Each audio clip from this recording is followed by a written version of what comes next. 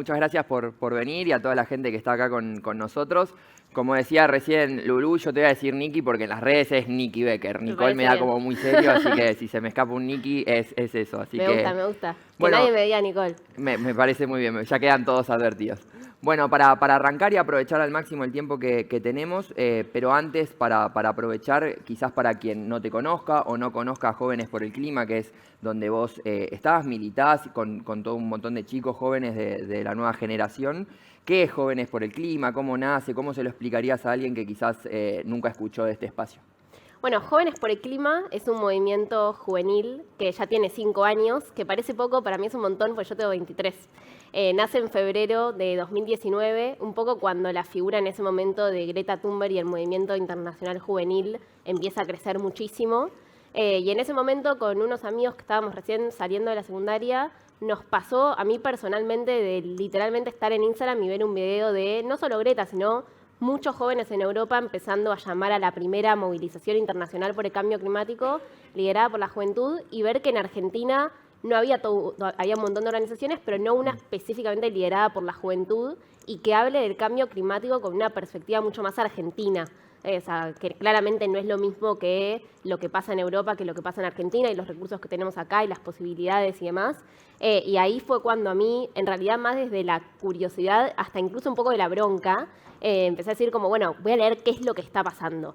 Yo en ese momento me sentía como súper involucrada en temas sociales más como general. Lo ambiental nunca me había importado tanto, porque todavía lo asociaba con una idea que creo que todavía muchas personas siguen teniendo hoy en día, que es esto de que el cambio climático, los problemas ambientales, son una cuestión superficial, o que tiene que ver con un oso polar que se está derritiendo, cuando en realidad tiene que ver con algo mucho más del día a día y cómo afecta a nuestra calidad de vida. Que creo que con un montón de sucesos que pasaron en las últimas semanas, que lamentablemente cada vez es más seguido, queda un poco plasmado. Y un poco con esta idea surge Jóvenes por el Clima. No sabíamos bien lo que estábamos haciendo, sinceramente. Fue como, bueno, unamos a personas que estén pensando esto y convoquemos esta primera marcha internacional en Buenos Aires y en realidad en todo el país. Y así fue como pensamos que tal vez venían 50, 100 personas, iba a estar bien igual, y de nada vinieron 5.000 a esa primera movilización, que lo hicimos con 15 días. Nadie tenía experiencia de cómo se hacía eso, de cómo crear una organización, de empezar a manejar un Instagram y demás. Y ese fue como el hito fundacional de Jóvenes por el Clima, que un poco cuando nos quisimos dar cuenta habíamos creado una organización a nivel nacional, pero no fue como la idea principal al principio, ¿no? Buenísimo. Y hay algo que dijiste, ¿no? Que bueno, que arrancaron cuando tenías 18, tenés 23, muy joven, toda la gente que compone el espacio son muy jóvenes, y mucho se habla y se habló acá de, bueno, qué es lo que piden los jóvenes, ¿no? Pero a veces, obviamente, se trata como de llegar, pero es interesante preguntártelo hoy para saber por qué están ahí. ¿Qué es lo que los reclamos? ¿Qué es lo que están tratando de llevar desde este espacio que cada vez es más masivo?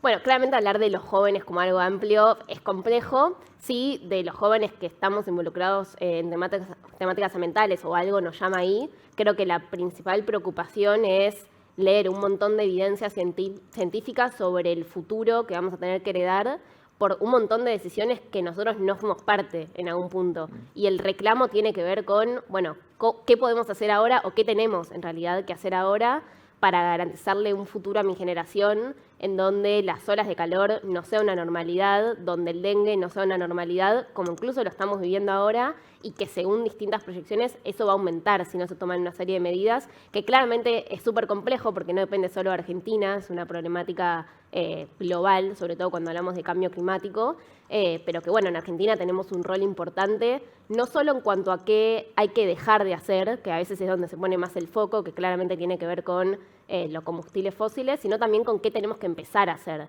Y que en eso Argentina tiene muchísimo potencial, por ejemplo, dentro de las energías renovables, con tanto sol que tenemos en el norte, tanto viento que tenemos en el sur, y cómo podemos aprovechar eso para que no solo el mundo se mantenga tal cual está hoy en día, porque con eso yo al menos no estaría satisfecha, sino incluso esté mejor para el futuro de mi generación. Buenísimo. Y al mismo tiempo que también ya de por sí hay un montón de desafíos ahí, ¿no? Para comunicar, para ver cómo hacen llegar esto a los distintos espacios.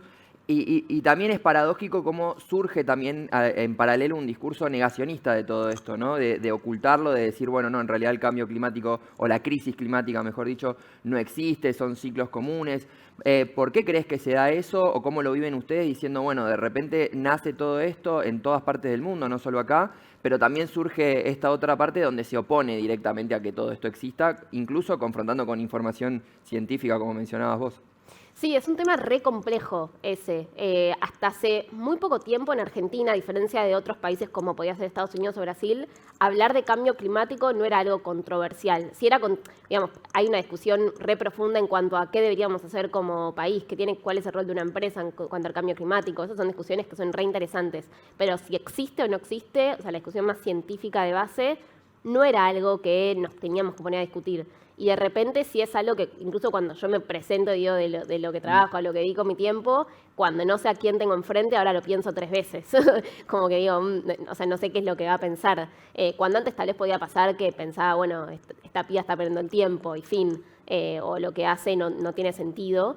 Pero ahora directamente te encontrás con no solo mucha violencia en redes sociales, que claramente existe y cada vez es más grande, diciendo algo como muy obvio como el cambio climático existe, como también hasta incluso en la vida real, digamos.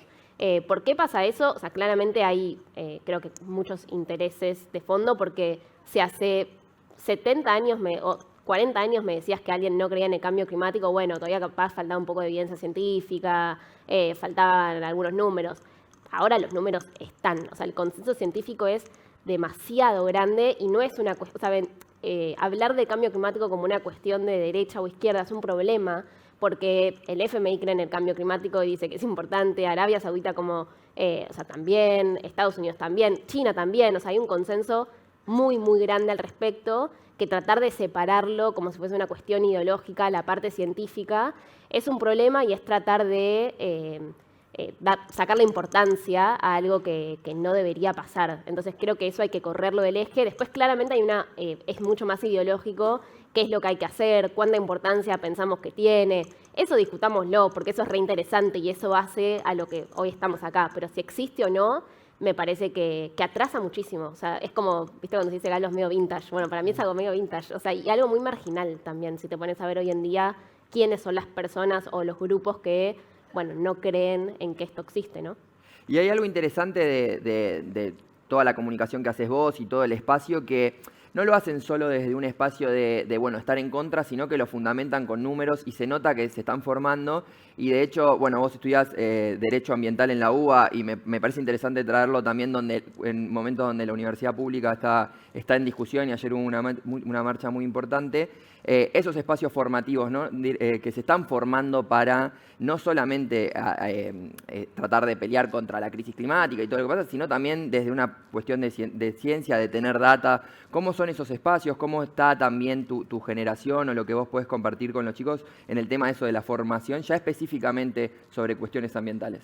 Bueno, cada vez hay más materias. Por ejemplo, bueno, yo estudio Derecho en la UBA, no hay una especialización de Derecho Ambiental propiamente dicha, pero sí tenés muchísimas materias optativas de Derecho Ambiental. Yo ahora, por ejemplo, estoy cursando una de Derecho Internacional Ambiental, que es súper específica y que está buenísima para la formación, porque creo que si hay algo que tenemos claro con el cambio climático es que tenemos que estar todos los sectores involucrados desde diferentes perspectivas, desde un profesor dando clases en el primario, hasta un CEO de una empresa, hasta un abogado, y así la lista podría seguir. Y en eso claramente necesitamos formación. Por ejemplo, nosotros tenemos una ley de educación ambiental en Argentina que se sancionó hace unos años, sin embargo no se da la capacitación a los docentes para que puedan darla. Y ese es un problema. También tenemos la famosa ley Yolanda, que sería como un paralelismo a la ley Micaela, donde todos los funcionarios públicos deberían informarse o tener esa información, capacitaciones sobre los problemas ambientales.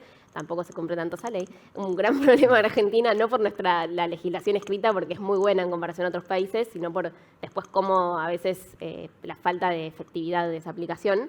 Pero bueno, creo que tener la información es claramente siempre el primer paso, ¿no? Para entender qué es lo que podemos hacer y también para que nuestra generación pueda encontrar esas soluciones. Porque no es que hoy en día sabemos exactamente qué es lo que hay que hacer para frenar el cambio climático. Sabemos que tenemos que dejar de hacer y tenemos un montón de alternativas, pero todavía se tienen que seguir encontrando y para eso necesitamos tener nuevos líderes de esa generación que tengan principalmente la información de qué está pasando, pero también empezar a tener ideas de, bueno, qué es lo que se puede hacer. Y para eso, para mí, la universidad tiene un rol central. Yo estudio Derecho por eso, si bien los primeros años son claramente súper generales, ahora que estoy más terminando, y yo que también me gusta mucho entender cómo funciona ese cooperativismo a nivel internacional, porque Argentina, incluso aunque haga todo lo que tiene que hacer, sabemos que el cambio climático va a seguir, porque si China no hace lo que tiene que hacer, y Estados Unidos, y la Unión Europea, y la lista podría seguir, tampoco llegamos ni a la esquina. Entonces, cómo funciona esa cooperación internacional a mí me apasiona, porque claramente si estamos este año en la COP29, que es la cumbre de cambio climático número 29, y todavía el problema es muy grande y las emisiones de dióxido de carbono no dejan de aumentar, es porque algo de ahí no está funcionando, pero ese espacio tiene que existir. Entonces, ¿cómo eso podría funcionar mejor? A mí me súper apasiona, y estudiar Derecho me da herramientas para entender esos procesos con más profundidad. Buenísimo. Nos quedan ahí unos minutitos. Tengo 2 preguntas más que me gustaría hacerte. La primera es, mencionaste redes sociales, ¿no? Y mencionaste, bueno, primer paso, tener la información. Me imagino que el segundo es comunicarla, explicar, hacer una acción bien didáctica de explicarlo, y las redes sociales hoy son fundamentales para eso, pero también hay mucha violencia, como decías vos, ¿no?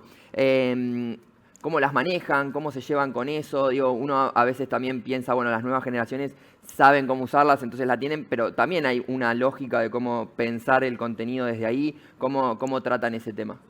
Bueno, para mí las redes sociales son fundamentales. Yo hoy estoy donde estoy gracias a haber visto literalmente un video que a mí me cambió totalmente la perspectiva sobre el tema de cambio climático. Creo que eso le puede pasar a muchas personas, y por eso para mí es fundamental. Y también porque muchas veces cuando hablamos de cambio climático, como es un problema tan técnico y que parece tan lejano, y que muchas veces la información está en inglés, entonces parece como súper lejano, ¿no?, a la realidad de un argentino que piensa que el cambio climático es algo superficial, porque, bueno, primero la economía, cuando en realidad no podemos separarlo, porque el año pasado nos impactó a un 3% del PBI la sequía, que tiene relación con el cambio climático, entre otros ejemplos. Entonces creo que hablar del cambio climático con un vocabulario mucho más accesible es fundamental.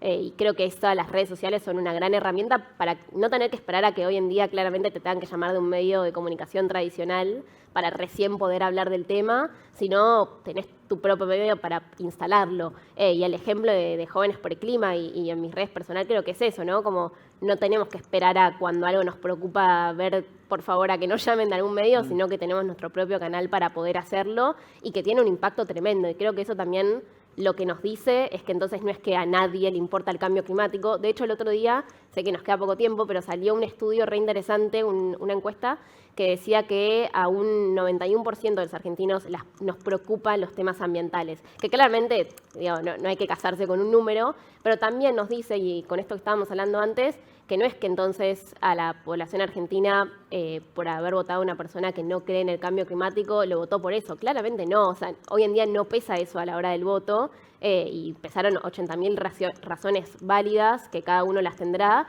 y que este es un tema que nos preocupa a pesar de eso. Y creo que eso es fundamental tenerlo en cuenta, y que las redes sociales están buenas para poder comunicar sobre el tema sin tener que esperar a que otros te llamen, digamos. Buenísimo. Y ahora sí, para cerrar, y un poco en línea con eso, ¿no? En general, cuando comunican o las noticias de lo que vienen, que un poco lo hablábamos antes, son cuestiones negativas o cosas que uno diga, bueno, uno podría incluso hasta, bajonearse un poco porque decís, bueno, mira, lo que viene no es muy próspero, pero también desde el espacio, y es algo que me parece bueno, lo tratan de comunicar de la mejor manera posible, entendiendo que es serio, pero tampoco ni siendo solemnes, ni diciendo, bueno, no hay posibilidad, porque hay que generar una esperanza, ¿no?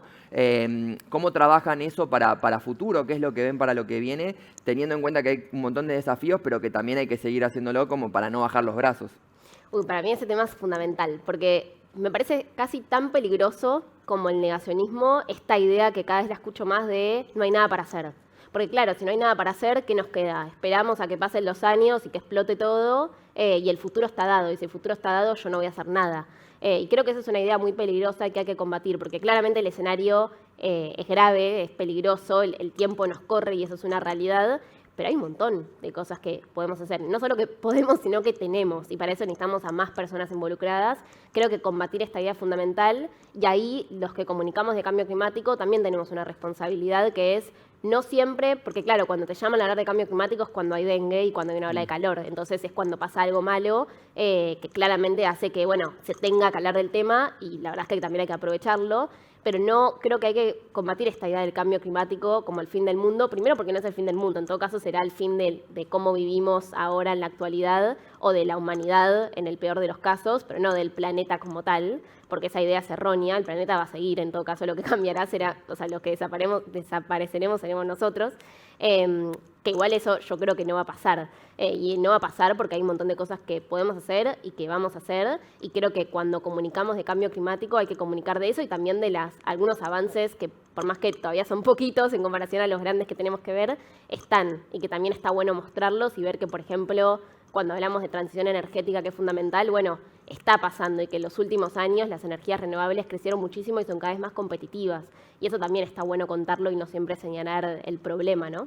Bueno, nos quedamos sin tiempo, pero Nikki, te agradecemos por haber estado acá con nosotros y a todos los invito a seguirte a vos, en Nikki Becker en Instagram y también a Jóvenes por el Clima, ahí hay muchísima información. Muchas gracias por estar y bueno, siguen ahí en redes sociales con ellos. Por supuesto, gracias a ustedes.